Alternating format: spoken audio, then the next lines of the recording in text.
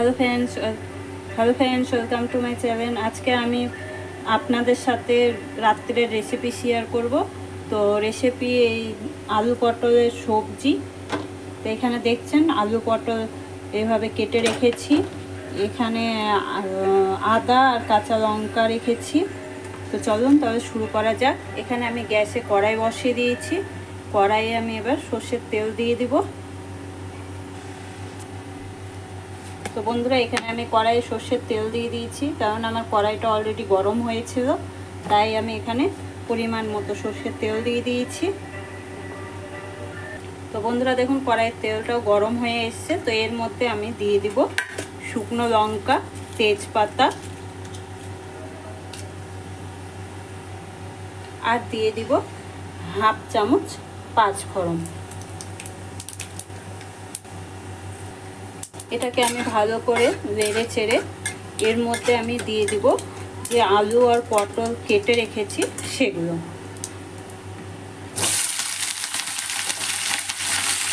বন্ধুরা, আলু পটলটা আমি দিয়ে দিয়েছি। দিয়ে এবার আলু পটলটাকে হালকা ব্রাউন করে ভেজে নেব, এইভাবে নেড়ে চেড়ে। বন্ধুরা, এখানে যে আমি আদা, কাঁচা লঙ্কা, শুকনো লঙ্কা, টমেটো নিয়ে নিয়েছি, সেটাকে আমি পেস্ট করে নিব মিক্সার জার। এখানে আমি মিক্সার জারে এটা ঢেলে দিচ্ছি, দিয়ে এটাকে আমি পেস্ট করে নেব। তো বন্ধুরা দেখুন, আমার আলু পটলগুলো ব্রাউন কালার হয়ে এসছে, ভাজা হয়ে গেছে। তো এবার আমি যে আদা, কাঁচা লঙ্কা, শুকনো লঙ্কা আর টমেটোরে পেস্ট করেছি সেটা এর মধ্যে দিয়ে দেব। এই মশলাটা আমি এর মধ্যে দিয়ে দেব।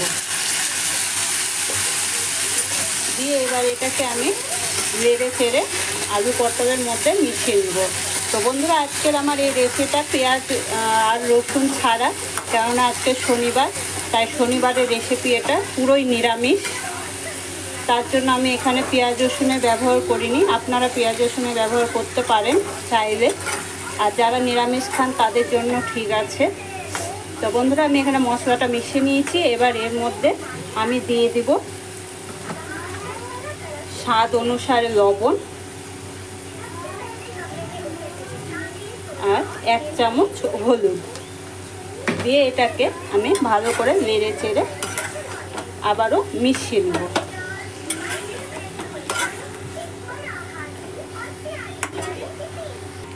আর দিয়ে দেবো এর মধ্যে 1 চামচ ধনে পাউডার।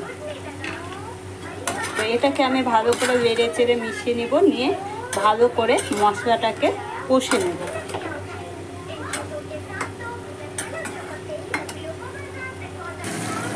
তো বন্ধুরা দেখুন, আমার এখানে মশলাটা ভাজা হয়ে গেছে। এবার আমি এর মধ্যে পরিমাণ মতো জল দিয়ে দেব।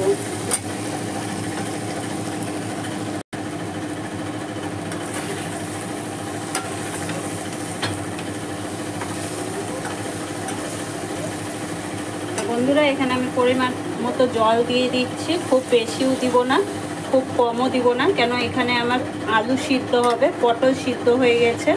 তো আলুটা একটু সিদ্ধ হবে, তার জন্য আমি খুব কমও দিব না, খুব বেশিও জলও দিব না, পরিমাণ মতো দিব।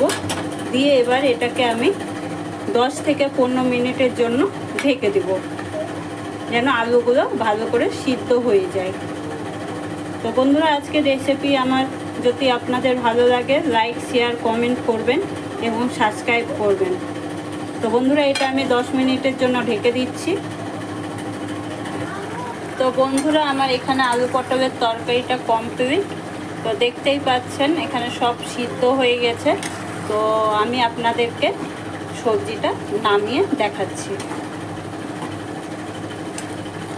তো এই দেখুন বন্ধুরা, আজকে ছিল আমার এই রেসিপি। তো বন্ধুরা, আজকের মতো আমি এখানে ভিডিও শেষ করছি। আরও নতুন নতুন ভিডিও দেখার জন্য সাথে থাকবেন। থ্যাংক ইউ বন্ধুরা।